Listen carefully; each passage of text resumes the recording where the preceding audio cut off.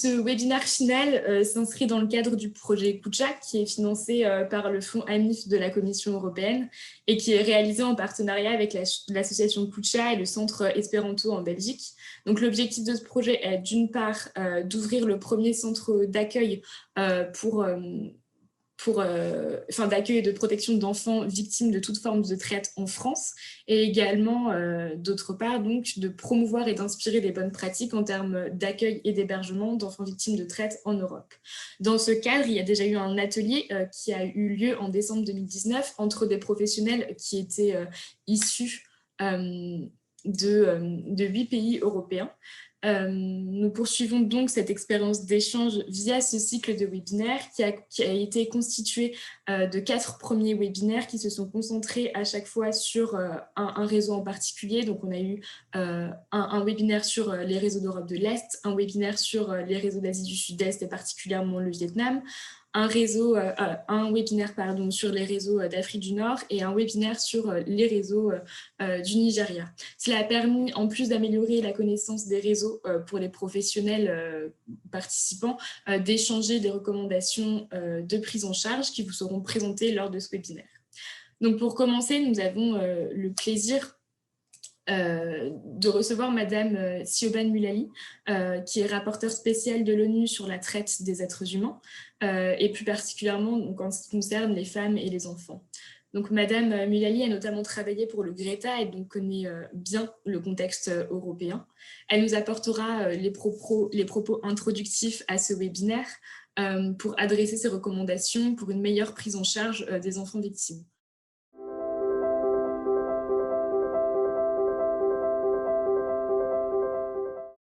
Le projet et la série de webinaires ont pour objectif important de chercher à renforcer la qualité de l'hébergement et des soins pour les enfants victimes de toutes les formes de traite en Europe.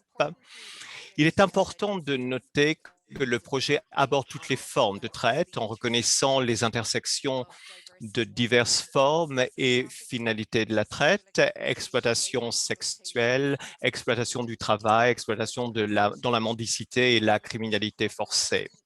La coopération et le partage de bonnes pratiques et les informations sur les tendances émergentes et les défis rencontrés sont d'une importance cruciale, tout comme l'engagement des pays d'origine, de transit et de destination. Ce n'est qu'avec une telle coopération internationale que les actions de lutte contre la traite des enfants et d'assurer une protection efficace seront efficaces. Mon mandat en tant que rapporteur spécial de l'ONU sur la traite des personnes a une dimension spécifique de genre et de droits de l'enfant. Les droits de l'enfant, tels que protégés dans la Convention des Nations Unies sur les droits de l'enfant, constituent le cadre des droits de l'homme énonçant les obligations positives des États sur les droits des enfants victimes de la traite. Il y a d'abord et avant tout le principe de l'intérêt supérieur de l'enfant et l'exigence que toutes les actions de lutte contre la traite soient fondées sur la priorité consistant à garantir l'intérêt supérieur de l'enfant. Le principe de non-discrimination, principe fondamental de droit international sur la traite des êtres humains, est également une norme fondamentale dans la Convention relative aux victimes de la traite, sont souvent considérées d'abord comme c'est également contenu dans la CEDH et dans les droits de l'Union européenne. Pourtant, les enfants victimes de la traite sont souvent considérés d'abord comme des migrants en situation irrégulière et ensuite seulement comme des enfants ayant besoin d'une protection internationale et ayant droit à une protection internationale en tant qu'enfants. Nous devons reconnaître le racisme sous-jacent qui limite souvent la mise en place de mesures de protection des enfants, mesures efficaces et opportunes aux enfants victimes de traite, en particulier les enfants migrants et les enfants issus de communautés ethniques minoritaires. En particulier, les adolescents ne sont pas trop souvent identifiés comme des enfants ou comme des enfants victimes ou victimes potentielles.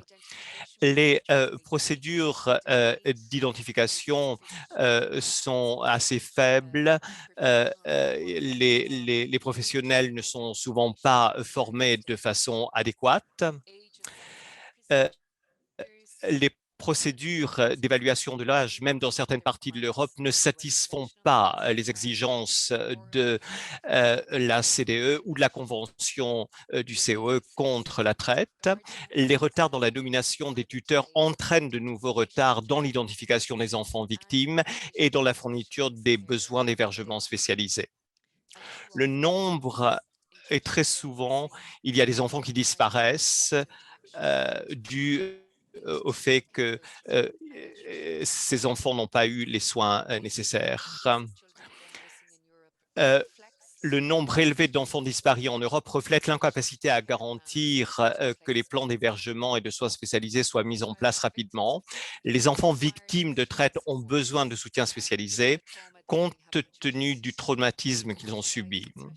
Des plans de prise en charge individualisés et spécialisés sont nécessaires et la pleine application des mesures de protection de l'enfance doit être assurée afin de garantir un environnement protecteur pour les enfants, comme l'exige le droit européen international des droits de l'homme. Une coopération plus efficace entre services de protection de l'enfance, agents d'immigration et les forces de l'ordre est nécessaire pour garantir que les mesures soient prises en temps opportun lorsque les enfants disparaissent ou sont identifiés comme victimes potentielles de traite ou bien comme des enfants en situation vulnérable.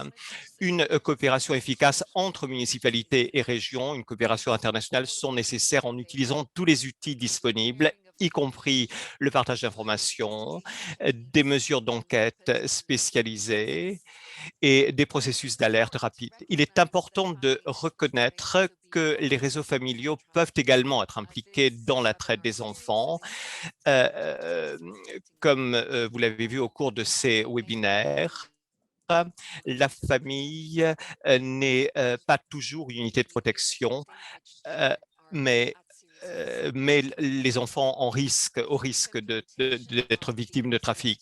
La mise en œuvre effective du règlement de Bruxelles est essentielle pour garantir la protection de l'enfant et de son intérêt supérieur dans tous les placements transfrontaliers et dans les litiges relatifs aux responsabilités parentales. Le rôle des médiateurs culturels peut être d'une importance cruciale pour assurer une bonne communication avec les enfants à risque et pour établir des relations de confiance.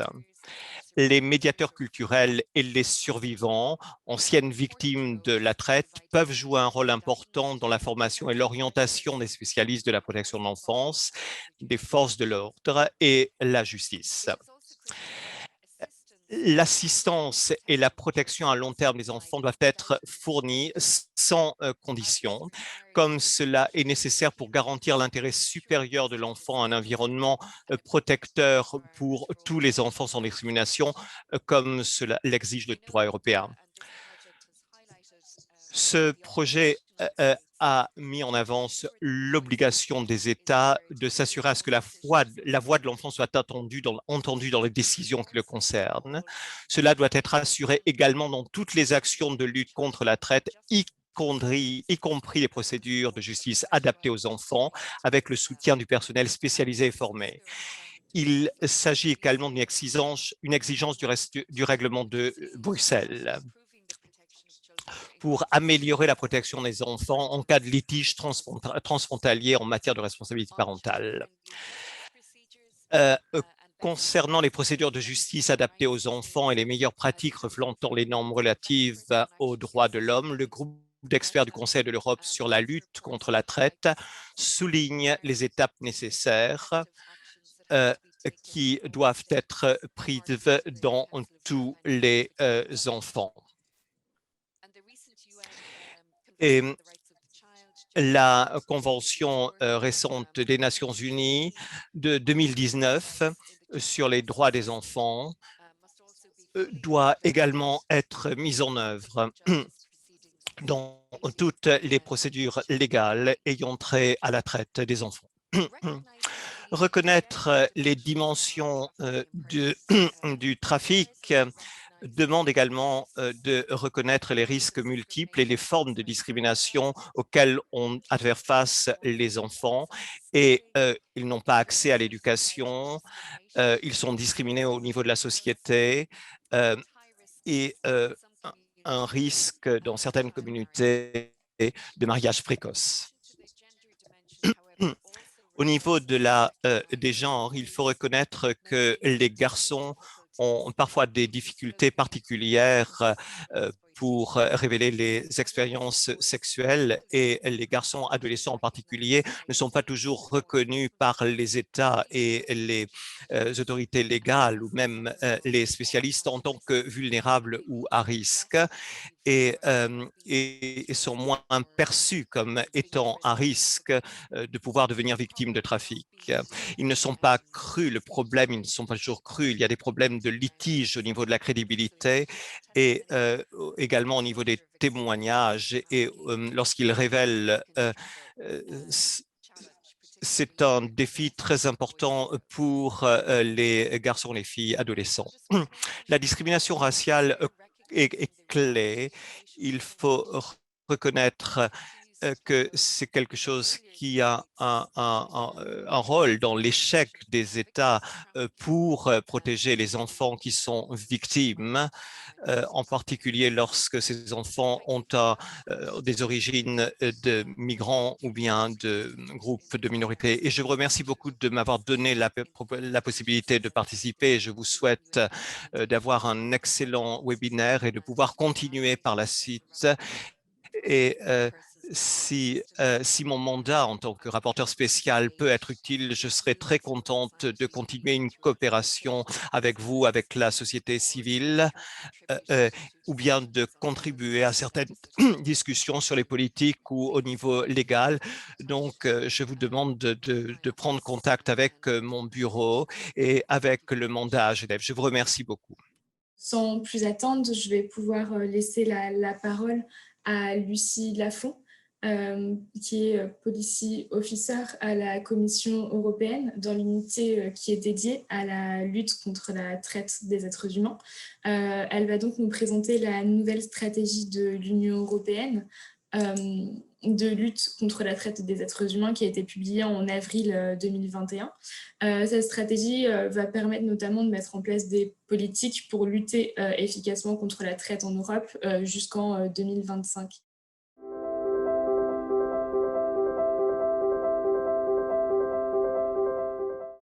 Merci de m'avoir invité à ce webinaire pour le trafic en Europe et l'impact sur la prise en charge et de me donner la possibilité de présenter cette nouvelle stratégie qui, comme vous l'avez dit, est pour une période qui va de 2021 à 2025. Malgré les projets qui ont été faits dans ce domaine, c'est une très grosse, le trafic est la traite est une menace au niveau de l'Union européenne. Il y a eu une évaluation qui a été faite et il y a eu un rapport qui a été publié en 2020.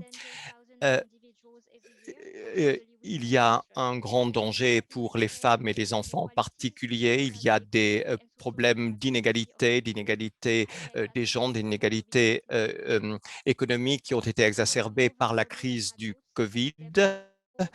Et les enfants sont plus au risque que les autres. Ils sont traités comme des personnes vulnérables dans les directives. Le nombre d'accusations sont très faibles si l'on compare au nombre de victimes. Les femmes et les enfants sont toujours la cible des criminels et constituent la majorité au niveau de l'exploitation sexuelle.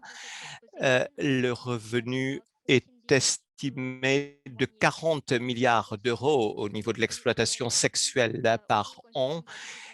Et c'est juste une forme d'exploitation qui est l'exploitation sexuelle. Les enfants sont une orientation très spéciale de l'Union européenne, car il y en a beaucoup dans l'Union européenne et le risque augmente chaque année. Ceci est alarmant et très préoccupant. Une victime sur sur 4 sont des enfants. Les enfants, très souvent, sont trafiqués au niveau sexuel également pour le travail, pour la mendicité et également au niveau des il y a également des mariages forcés. Il y a une traite au niveau de l'Europe et au niveau des États membres.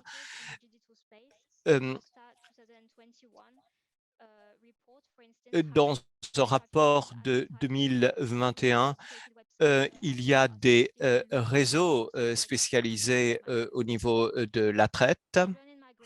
Les enfants d'origine migrante sont à très haut risque d'exploitation et de traite à l'intérieur de l'Union européenne. Les trafiquants, il faut utiliser les centres de réception pour identifier les victimes potentielles.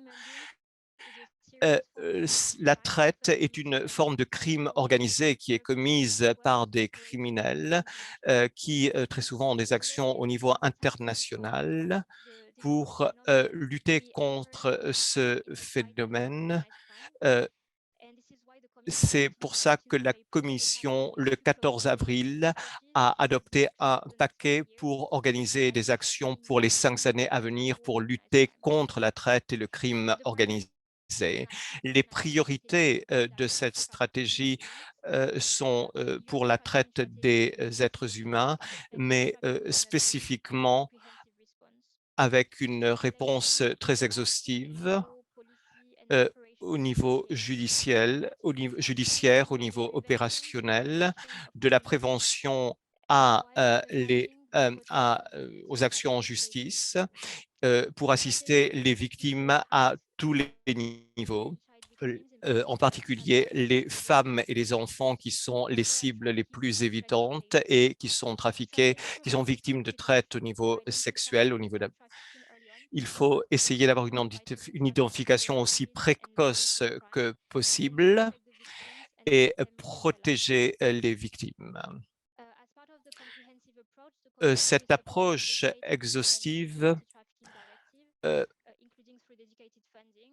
il y aura un financement spécial au niveau la Commission. Cette directive est une priorité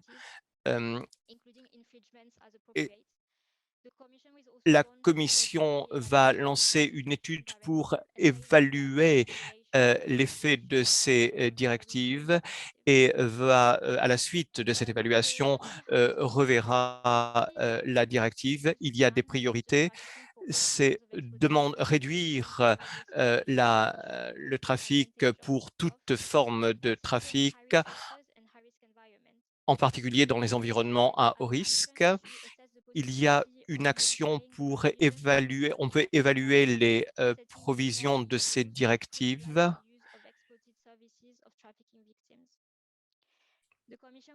La Commission va organiser une campagne de communication pour les environnements à haut risque au niveau de l'exploitation sexuelle qui sera conduite par les États membres et des organisations de la société civile. Il faut également essayer de détruire ce modèle criminel et c'est une priorité qui va s'orienter sur des moyens spécialisés contre la culture d'impunité avec une réponse juridique robuste vis-à-vis des trafiquants.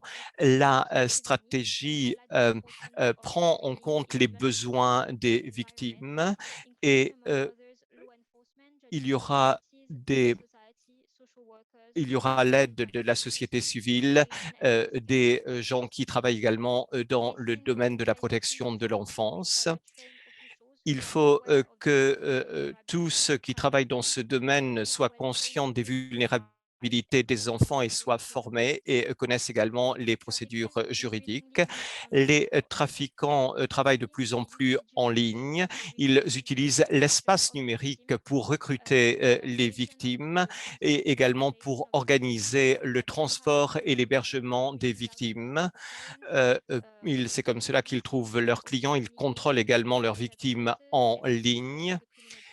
et c'est comme ça qu'ils également cachent le résultat de leur technique. Donc, il faut également coopérer avec les plateformes numériques pour limiter ce genre de pratiques, pour lutter contre,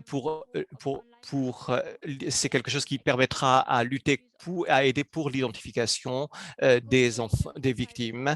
Il faut également coopérer avec le secteur privé et il faut avoir des campagnes de sensibilisation au niveau de l'Internet et des médias sociaux. La troisième priorité de la stratégie est d'autonomiser les victimes avec une orientation spéciale pour les enfants et les femmes, avec des actions au niveau des droits des victimes et des droits des enfants. Quelques mots sur les droits. La Commission travaille sur la mise en œuvre d'une stratégie des droits pour la période de 2020-2025. C'est quelque chose. La stratégie établit un cadre de la Commission et des actions de la part des États membres et de la société civile vis-à-vis des droits des victimes. Le but, c'est que toutes les victimes de quelque crime que ce soit et où que ce soit, quelles que soient les circonstances et l'endroit, et les victimes ont des droits sur lesquels ils peuvent compter, et cela prête une attention toute spéciale aux plus vulnérables, les enfants en particulier. Cette plateforme est l'une des stratégies de cette plateforme pour avoir une approche plus horizontale vis-à-vis des droits, pour que soient rassemblés tous les acteurs au niveau de la communauté européenne. Cette plateforme permettra d'avoir un dialogue continu et de meilleures pratiques. La Commission a également eu plusieurs réunions, en particulier au sujet des adultes vulnérables et des migrants non documentés. Également sur les enfants qui sont victimes. J'aimerais également mentionner le travail de la Commission. Il y a une consultation publique qui est prévue avant l'été et nous aimerions que vous y participiez. Au niveau des directives contre la traite, il faut traiter les besoins de la victime, une identification rapide pour pouvoir donner l'assistance et la protection nécessaires et la prise en charge nécessaire et créer des programmes et des financements pour financer cela, des facilités spéciales pour les femmes et les enfants. Conformément à la directive, les États membres ont créé des mécanismes d'identification et de soutien et de prise en charge des victimes. La Commission européenne a créé une étude pour identifier les améliorations qui sont nécessaires au niveau de l'identification, au niveau de l'hébergement en particulier pour les enfants victimes et pour avoir une meilleure coopération avec les différents acteurs et en particulier avec la société civile. La Commission essaiera d'améliorer la prise en charge des victimes et il faudrait avoir un mécanisme d'orientation européen. Les enfants, il faudrait avoir un système d'identification systématique pour les enfants individualisé et une aide juridique gratuite. Il y aura Et nous allons également développer des lignes directrices pour l'échange de bonnes pratiques, pour une meilleure coopération et pour l'identification et le soutien aux victimes au niveau international. Alors, je voudrais parler aussi de la dimension et de la portée internationale de ce phénomène. Donc, dans la coopération internationale, cela est fondamental et incontournable pour l'échange de bonnes pratiques. Il s'agit en fait d'un phénomène de portée globale. Donc, il s'agit d'un grand défi à relever ensemble. Nous voulons mettre en œuvre de modules pour pouvoir également donner plus de pouvoir aux victimes et favoriser l'entrée en vigueur de politiques. En guise de conclusion, je voudrais tout simplement vous dire qu'il est très important d'impliquer tous les États membres, les organisations civiles, les institutions de l'Union européenne et on va parler maintenant des recommandations dont on va parler pendant ce webinaire. Merci beaucoup de votre attention. Maintenant, nous allons pouvoir écouter Alexandre Kirilenko, qui est programme officer au bureau du représentant spécial et coordinateur pour la lutte contre la traite des êtres humains de l'OSCE. Donc, l'OSCE a notamment publié un rapport préconisant des outils pour lutter efficacement contre la traite des êtres humains.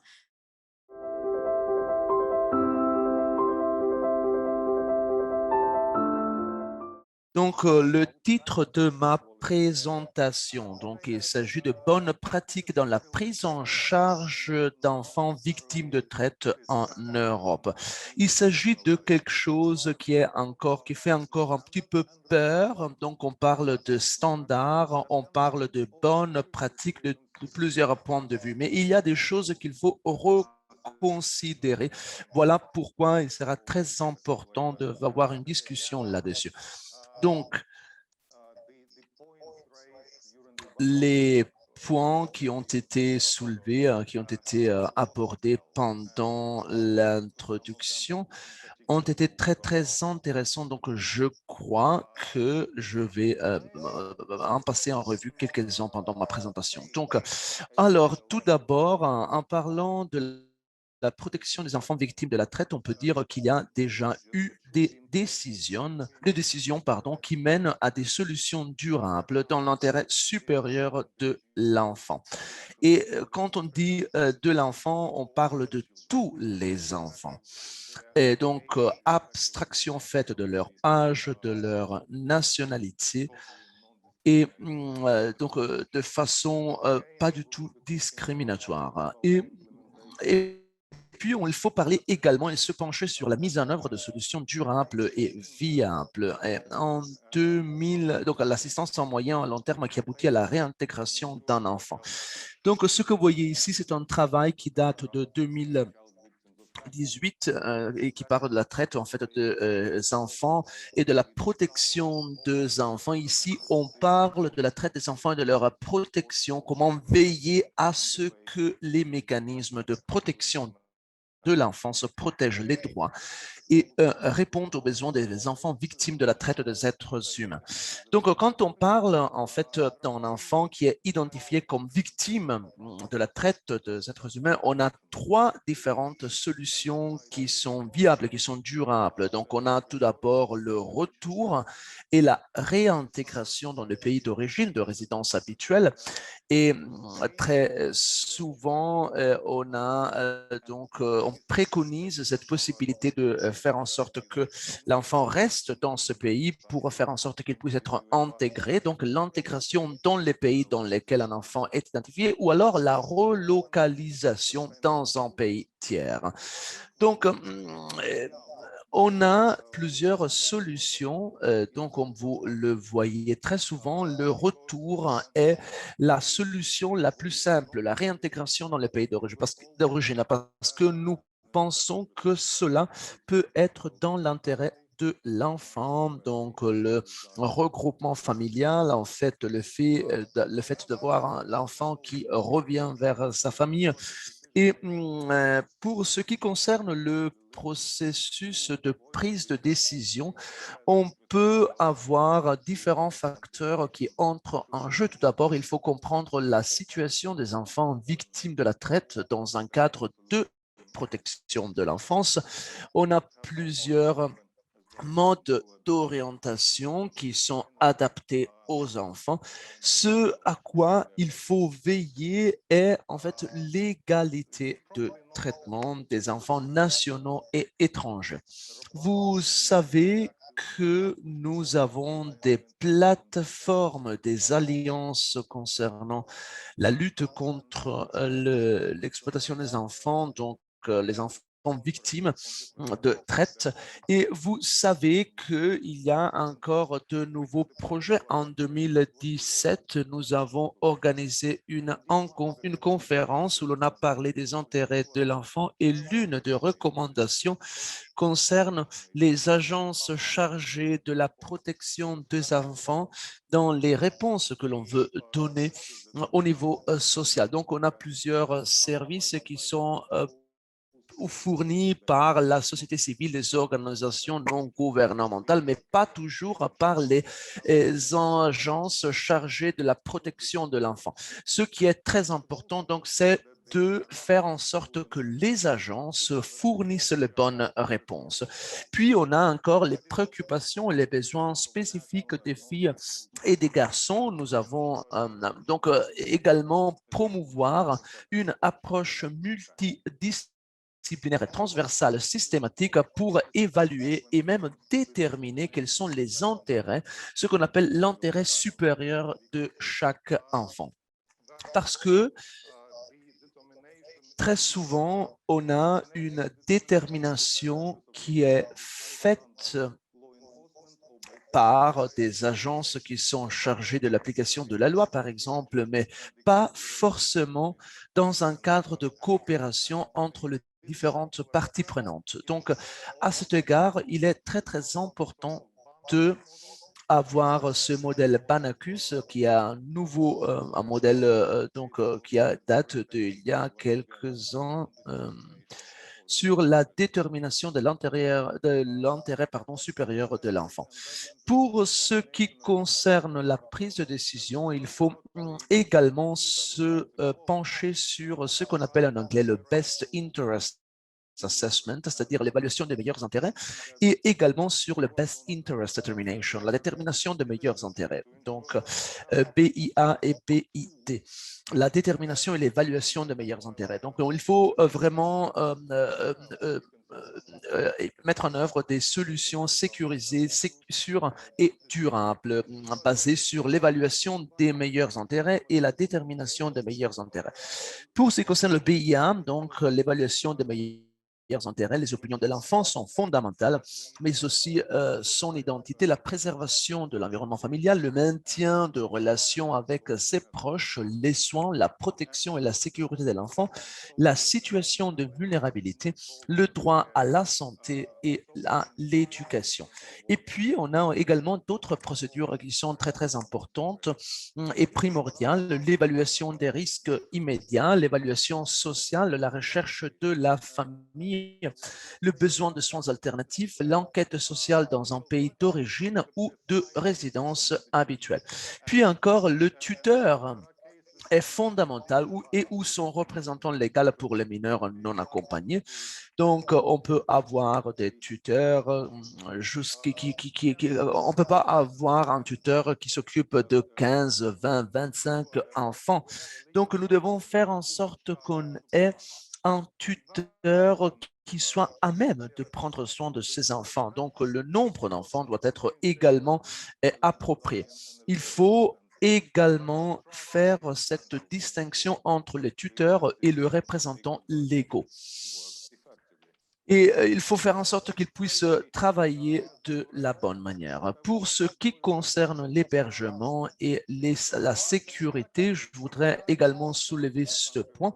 Donc, il est très, très important de comprendre qu'il y a des enfants qui peuvent avoir été victimes de la traite et qui sont jugés incapables de rentrer chez eux. Dans ces cas-là, il faut avoir un hébergement spécialisé ou alors un hébergement qui doit être proche d'autres membres de la famille.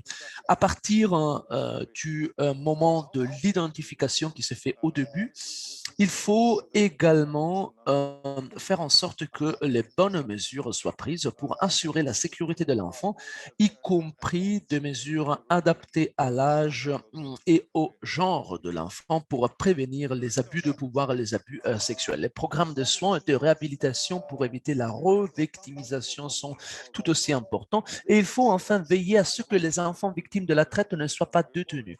Donc, utilisé en dernier recours, comme on dit, uniquement pour la durée la plus courte possible et avec l'approbation d'une autorité judiciaire.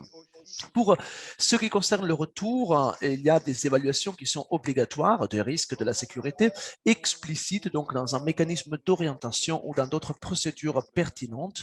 Et puis, il faut toujours avoir un point de contact national dans une agence gouvernementale centrale pour la gestion de ce qu'on appelle l'enquête sociale.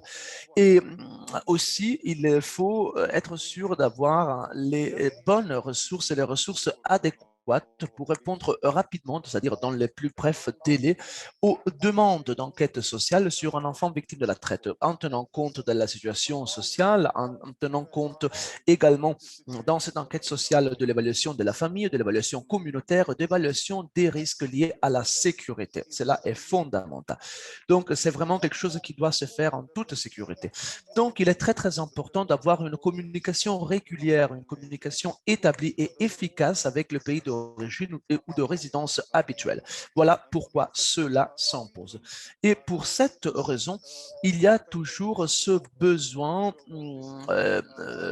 comme est prévu par la décision numéro 618 2018, qui parle des points de contact nationaux, ce qu'on appelle en anglais les National Focal Points, NFP ou en français PCN. Donc, il est très important d'envisager de nommer un point de contact national auquel les autorités d'autres pays pourront adresser leurs demandes de renseignements concernant les enfants victimes de la traite. Et maintenant, je voudrais passer en revue aussi quelques contenus de ce point de vue parce qu'il y a eu une publication sur la création de points focaux nationaux pour protéger les enfants victimes de la traite des êtres humains que vous voyez ici. Donc, il est très important d'avoir bien clair quels sont les points clés. Il y a la fonction dans une agence publique. On a des enfants victimes de la traite qui peuvent être non nationaux et donc dans ces cas-là, le PCN doit être dans un pays d'exploitation ou d'identification. Et puis, on a les ressortissants. Dans ce cas-là, le PCN doit être dans un pays de résidence habituelle si l'enfant est à l'étranger. On peut vous donner plusieurs exemples, l'exemple de la France par exemple, mais beaucoup d'autres pays. Donc, il est très important d'avoir une coopération avec le pays d'origine, par exemple les autorités du Bénin, s'il s'agit d'un enfant qui vient du Bénin, pour le développement d'une solution durable ou viable. Et puis, on a le suivi également, le follow-up, la supervision de la mise en œuvre des solutions.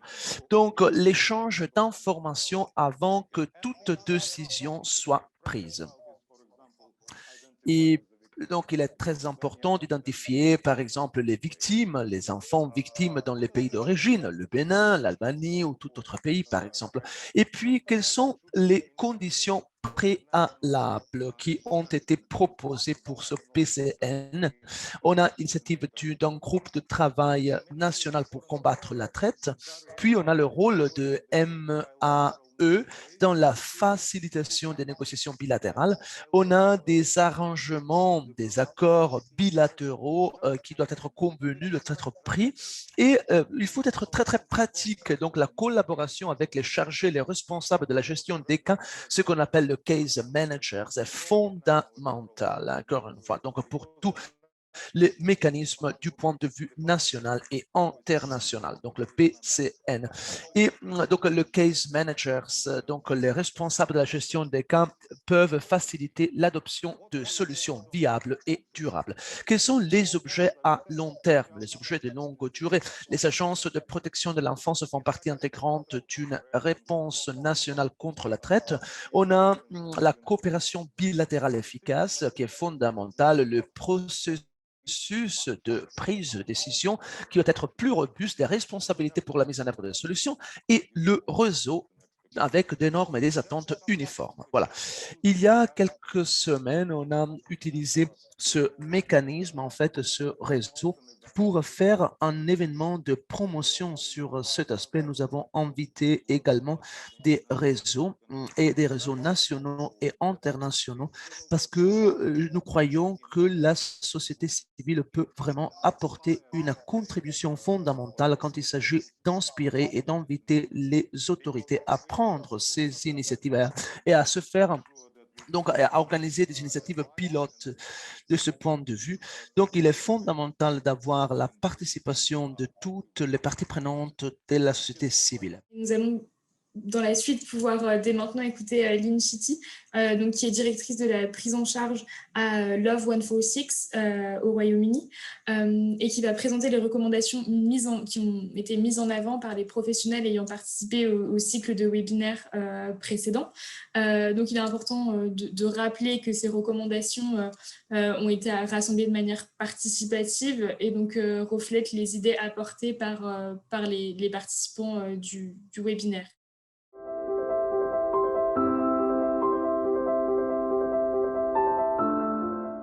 Bonjour, bonjour à tous. Alors, bonjour Cathy. Donc, aujourd'hui, on va parler de ces recommandations qui découlent également des webinaires précédents. Il s'agit des principales recommandations produites en collaboration si les professionnels du réseau informel sont les suivantes. Tout d'abord, concernant l'identification, il est clair que l'identification des enfants victimes de traite est cruciale et constitue une première étape pour pouvoir mettre en place une prise en charge et un soutien adéquat. Pour cette raison, il est fondamental de former l'ensemble du personnel de première ligne dans les secteurs de la justice, de la protection de l'enfance, afin d'améliorer la connaissance par les professionnels des réseaux de traite et des spécificités culturelles des enfants. Deuxième aspect, renforcer la coopération entre les organisations de soins, la police, la justice, en commençant par l'identification et en poursuivant à toutes les étapes de la protection des enfants. Troisième aspect, faciliter l'échange de pratiques, de bonnes pratiques d'expérience entre professionnels. Et dernier, mais pas de moindre, faciliter la coopération internationale dans la collecte d'informations sur les enfants disparus et les enfants identifiés ou risquant d'être victimes de la traite et en utilisant les cadres internationaux de signes reconnaissables. Concernant la protection, il est essentiel de mettre en place un véritable cadre de protection pour la prise en charge des enfants victimes, permettant une identification rapide. Donc, tout d'abord, des accompagnateurs d'enfants victimes de traite formés sur le sujet, créer des centres d'accueil spécialisés pour les victimes, reconnaître les enfants comme victimes, même si la victime décide de ne pas dénoncer les trafiquants, de ne pas porter plainte, utiliser des outils tels que les téléphones, les écoutes téléphoniques, les veilles d'urgence pour soutenir les enfants une fois qu'ils ont été identifiés et mettre en place une approche de sécurité individualisée pour chaque enfant victime de la traite. Concernant l'adaptation, l'environnement de soutien créé pour les victimes doit prendre en compte leurs besoins et s'adapter à leurs spécificités culturelles. Utiliser donc l'aide de traducteurs si nécessaire pour améliorer la compréhension et la communication avec les enfants, mettre en place une approche de pair à pair avec les enfants lorsque le contexte est reconnu comme une expérience positive pour ces victimes particulières, mettre en place des programmes de soins individualisés et multidisciplinaires pour les enfants, essayer de créer un lien sûr avec la famille des victimes lorsque le contexte le permet, pas de trafic au sein de la famille, et demander les besoins des enfants et le respecter autant que possible. Cela est fondamental. Donc, le respect des enfants et essayer de sauvegarder ce droit. Merci beaucoup.